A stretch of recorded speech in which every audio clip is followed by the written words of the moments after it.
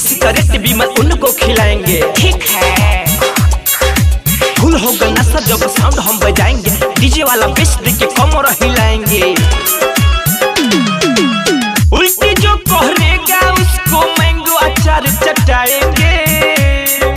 ठीक है, उल्टी जो करेगा उसको मैंगो अचार चटाएंगे। दारू मुर्गा खाएंगे, पिकनिक संग ही मनाएंगे। दारू मुर्गा खाएंगे, पिकनिक संग ही मनाएंगे। डीजे अमित अपहर, अमित अपहर।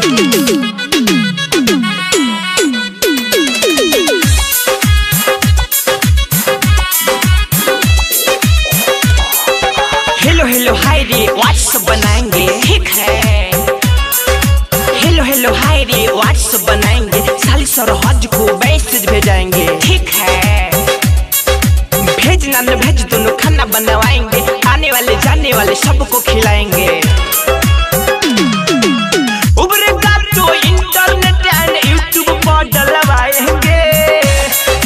ठीक है, उभरेगा तो इंटरनेट एंड यूट्यूब पर डलवाएंगे।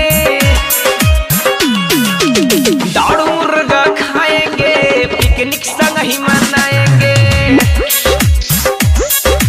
दारू मुर्गा खाएंगे, पिकनिक संग ही मनाएंगे। डीजे अमित अपहर, अमित अपहर।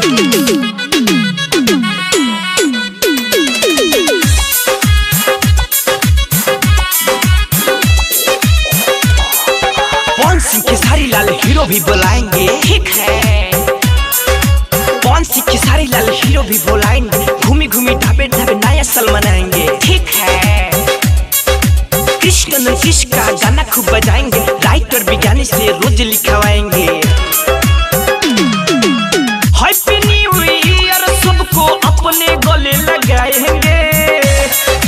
ठीक है, हैप्पी न्यू ईयर सबको अपने गले लगाएंगे।